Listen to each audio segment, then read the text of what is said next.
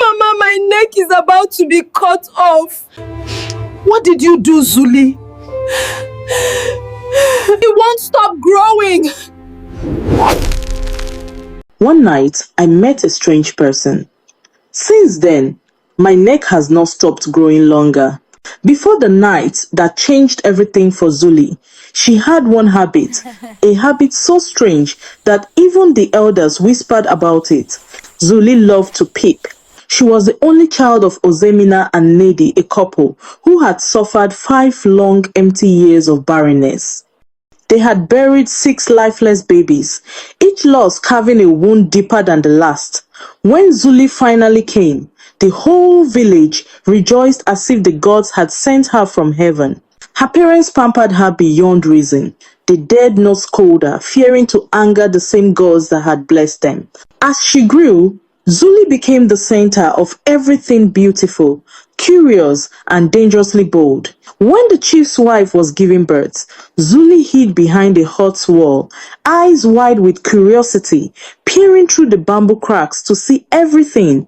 When the village boys bathed by the stream, Zuli was there too, crouched behind a palm tree, watching and giggling softly. When the elders gathered secretly under the moonlight to plan the dethronement of the king, Zuli was there, hidden in the shadows, listening, remembering every word. Nothing in the village stayed secret anymore. When Ekena was cheating on his wife with Auntie Azuka, the palm wine seller at the junction, Zuli saw them too, and she never kept anything to herself. By morning, the whole market will be buzzing with her tales. Her mother warned her softly, voice trembling between love and fear. Zuli, you will one day bring a curse upon yourself if you don't stop peeping on people and talking about it. But Neddy couldn't scold her properly, she loved her too much. Her father would always say, leave her alone, she's just a child. When she grows, she will change. But Zuli never changed. She grew with her habit sharper, bolder, fearless. Soon, the entire village began to fear her. When Zuli passed by, conversation stopped mid-sentence. At the market, women selling vegetable would whisper, shh, don't say another word, Zuli is here. Mothers warned their children, be careful what you say. If Zuli hears, the whole village will know by sunrise. Men gathered under the Udala tree would suddenly go silent, pretending to discuss the weather instead of their secret plans to meet with the maidens at night. In every home, the same fear spread. Be careful, Zuli might be listening. The market women stopped gossiping altogether. The young maidens avoided sharing their dreams and love stories. Even the king himself began to suspect that Zuli knew too much about his palace affairs. Her presence became a shadow unwelcome, unsettling, unstoppable everywhere she went. Eyes turned away, lips sealed tight. She was just a young girl, yet she had silenced the whole village with nothing but her curiosity and her tongue. But Zuli didn't stop. Each secret she uncovered thrilled her. Each story she exposed made her feel powerful. Until one night, it was late at night, and the moonlight spread softly across the compound. Zuli came out quietly to urinate behind the hut. The air was cold, and the leaves rustled gently. Then she heard a sound, a soft, strange sound coming from their neighbor's house. Curiosity filled her again, that old habit that never left her. As usual, she wanted to go and peek, to see what was happening. She tiptoed slowly across the compound, the dry leaves crackling beneath her bare feet. When she got there, she stopped. Her eyes widened in shock. There, standing in the moonlight, was a strange man, or rather, a figure that looked almost human. It had a long thin neck topped by a human skull, its hollow eyes glowing faintly. It wore a dark flowing robe that seemed to move on its own, fluttering even though there was no wind. It didn't walk, it floated, hovering just above the cracked dirt path. Zuli froze, her breath caught in her throat. Before she could scream, her legs gave way and she fell to the ground, trembling. The figure drifted closer, its long shadow swallowing her in darkness. Its voice was deep, cold, and echoing a sound that didn't belong to this world.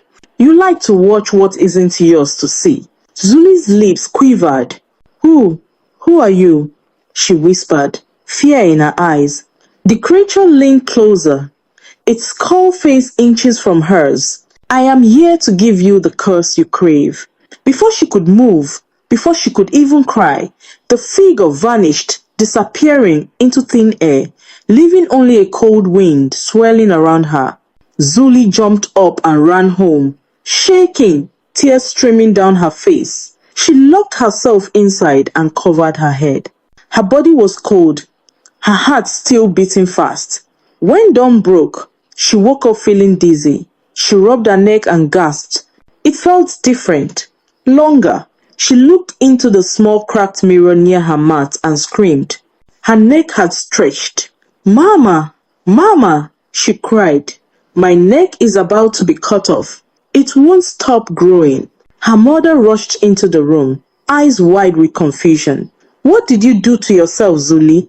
Zuli wept. Last night I met a strange man. Since then my neck has been growing longer and it won't stop growing. Her mother staggered backward, hand on her chest. My child, what have you brought upon yourself? She cried. I told you to stop peeping on others. You won't listen. Zuli knelt on the floor, crying uncontrollably. Her hands clutched her neck as if trying to stop it from stretching. The door opened and her father, Ozemina, came out of the inner room. He looked at his daughter and froze the sight before him, tore his heart apart. He went to her, placed a trembling hand on her shoulder, and said softly, Stop crying, my daughter. Calm down.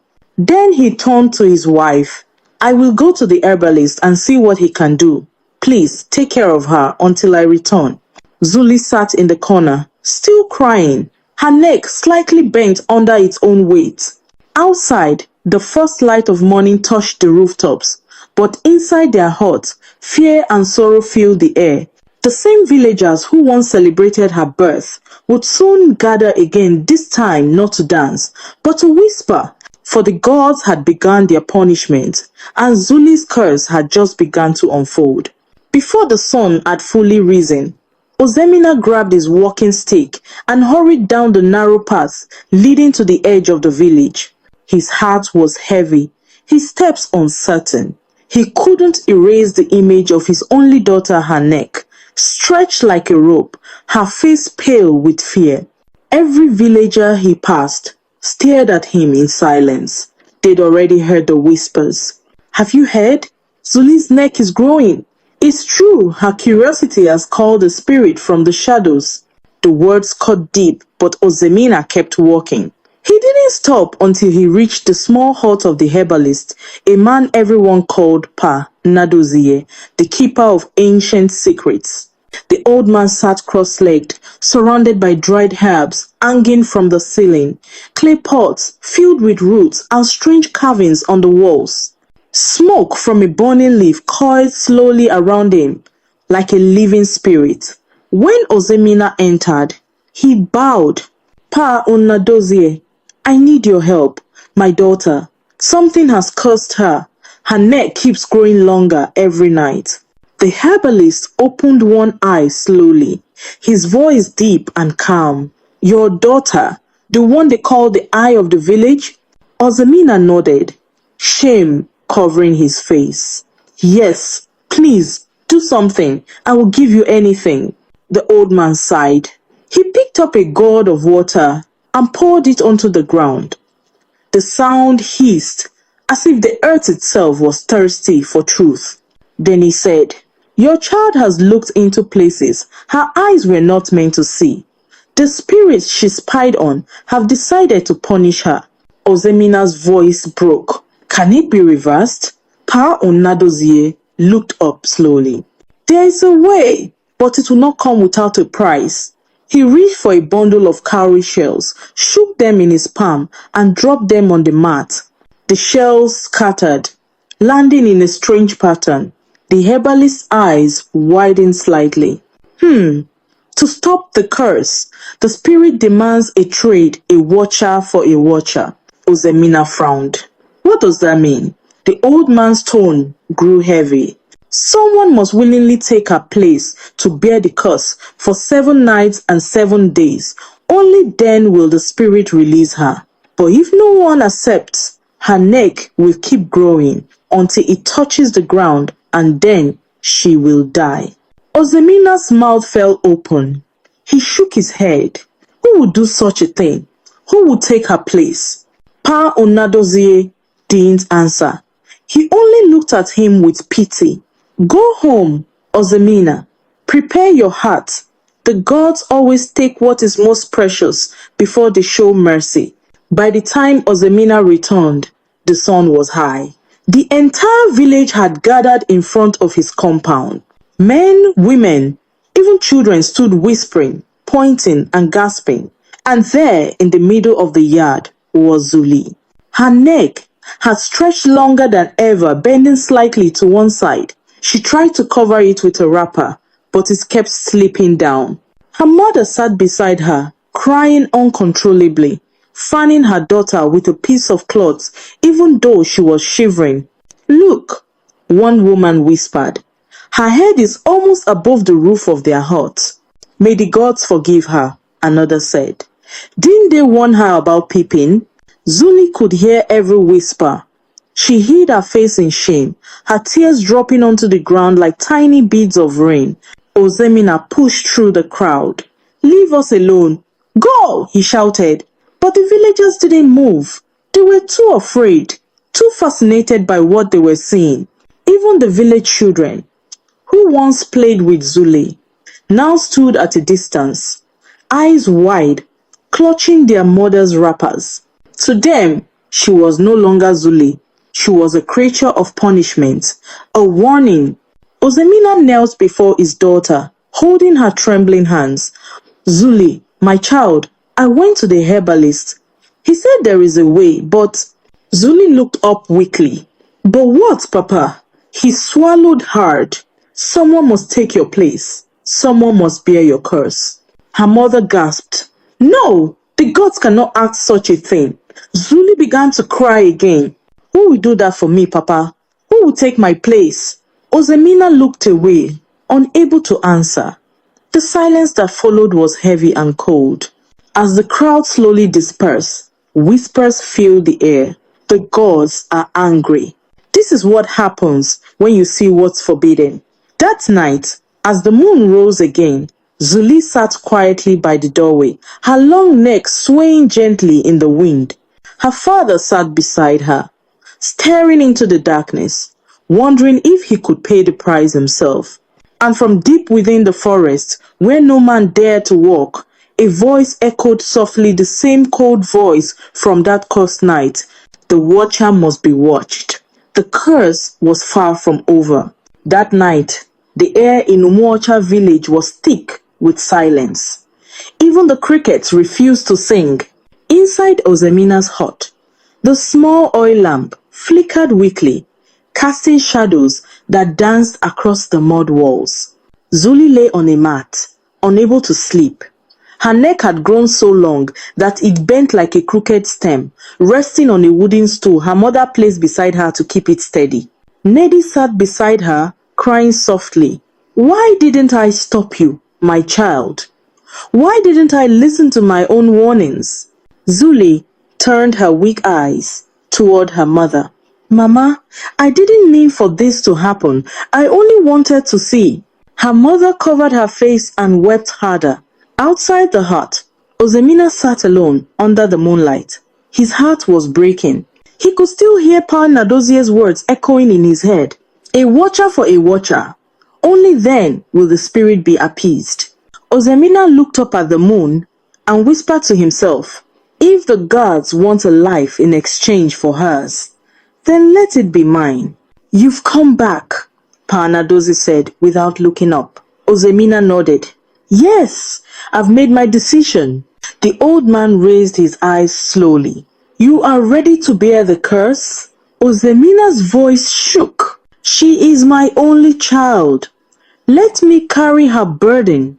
Let her live. The herbalist sighed deeply, his wrinkled face unreadable. You are a good father, Ozemina, but the gods will not take pity easily. He stood, picked up a clay bowl filled with dark liquid, and said, the ritual must be done at the river where the spirit first appeared. Bring your daughter there before nightfall. As the evening sun began to fade, Ozemina and Nedi carried Zuli to the river. The villagers followed from a distance, whispering and crossing themselves. Some came out of pity, others out of fear. When they reached the riverbank, the herbalist was already there, surrounded by burning lamps and bowls of herbs. He began chanting in a strange, ancient tongue. The sound of his voice echoed against the water like 1,000 whispers. Zuli trembled as the wind grew cold. Her long neck swayed like a reed in the storm. Ozemina stepped forward. What must I do? Pa Enadozie drew a circle in the sand with a stick and placed a small clay pot at its center. Kneel, he said. Ozemina knelt. The herbalist took a knife made of bone, dipped it into the dark liquid, and marked a symbol on Ozemina's chest. You offer your spirit to bear her burden for 7 nights and 7 days. Do you accept? Ozemina's voice was steady. I accept. At that moment, the wind howled violently. Zuli screamed, her neck stiffened, and her eyes rolled backward. Then, slowly, it began to shrink. Nedi gasped. It's working! Her neck, it's going back. But as Zuli's neck returned to normal, Ozemina groaned in pain. His own neck began to stretch, his face twisting in agony. The villagers watching screamed and ran backward. The curse has moved, someone shouted. The gods have taken the father instead. By the time the ritual ended, Zuli lay unconscious in her mother's arms, her neck finally normal again. But Ozemina's head now hung low, his neck long and twisted like a serpent's tail. Pa Enadozie shook his head slowly. The gods have accepted his offering. He will bear the curse for 7 days. After that, his spirit will join the river. Nedi fell to her knees, wailing, No, please, there must be another way. The old man looked away. There is none. The gods have spoken. He turned and began to walk home, leaving them by the river. Zuli woke later, her body weak but free of pain. She turned and saw her father sitting by the riverbank, his long neck bent forward, his eyes distant. Papa, she whispered, crawling toward him. He smiled faintly. Don't cry, my daughter. The gods only take what they must. Zuli held him and wept. I caused this. I will never look where I shouldn't again. I promise. The wind blew softly through the trees, and the river rippled as if it too were mourning. Above them, the moon shone bright, pale, silent, and watching for 7 days. Ozemina's neck would grow longer each night, until the river called him home. The next morning came quietly. Mist floated over the river like white smoke, wrapping everything in silence. Ozemina sat at the edge of the water, his neck slightly longer than before. He no longer complained. He only smiled whenever Zuli came near. Every day that passed, his body grew weaker, his voice fainter. The villagers watched from afar, whispering, The man who traded his life for his daughters. The gods are truly watching us. Nedi stayed by her husband's side day and night, refusing to leave. She would feed him water from a small calabash and wipe his sweat with her wrapper, even when her eyes were too swollen from crying. Zuli never left her father's feet. She sat there quietly, her head bowed in shame. Papa, she would whisper each morning, please don't leave me. And every morning, he would smile faintly and reply, the gods give, my child. And sometimes, they take back in ways we do not understand. By the 3rd day, Ozemina could barely walk. His neck had grown longer. bending like a tree branch in the wind. Yet he refused to cry out. By the fifth day, his voice had become only a whisper. The villagers brought food and left it by the river, but none dared to come close. They feared the spirit that had cursed his family might still linger. Children were told never to go near the river at night. The elders warned, if you watch what isn't yours to see, you will call the spirits as Zuli did. And every night, Zuli wept silently. Her mother tried to comfort her, but her tears could not wash away the guilt that lived in her heart. On the seventh night, the moon was full and bright, the same as the night Zuli first met the strange spirit. Ozemina sat quietly by the riverbank, his neck long and still, his eyes peaceful. The wind blew softly through the palm trees, whispering as though carrying voices from another world. Zuli felt her heart ache. She crawled to his side, holding his trembling hands. Papa, please, stay. Don't go. He smiled weakly. My daughter, when you were born, I promised to protect you. The gods have kept my word true. Now it is time for me to rest. Neddy fell to her knees beside them, screaming through her tears. Ozemina, please, don't leave us. You've paid enough. But the moment her cry echoed through the trees, a gentle wind rose soft, but strong enough to stir the river's surface. The water shimmered under the moonlight, and a strange glow began to rise from within it. Zuli's eyes widened. She saw a faint shape forming the figure with the long neck and the skull face, standing again across the water. It raised a bony hand toward Ozemina and spoke in that same deep, hollow voice. The debt is paid. The watcher is freed. Ozemina looked at his daughter one last time. Be wise, Zuli. Some things are not meant to be seen. Then, as the wind grew still, he stood and slowly walked into the river. The water swallowed him gently, glowing brighter for a moment, then went calm. There was no splash, only silence. For days, the village mourned. The chief declared a day of rest in Ozemina's honor. Even those who once gossiped about Zuli now came with baskets of yam and water to comfort her mother. Zuli no longer laughed, no longer wondered, no longer peeped through anyone's window. She became quiet, humble, and thoughtful. Whenever she passed through the market, the women whispered, "That is Zuli, the girl who saw what no human should see." And the mothers would pull their daughters close and say, "Curiosity can be a blessing, but when it disrespects the unseen, it becomes a curse." Zuli lived quietly for many years, never forgetting the river that took her father.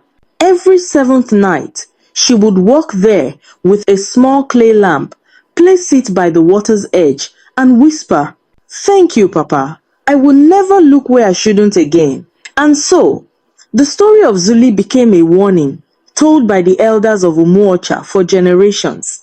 They would gather the children under the moonlight and begin.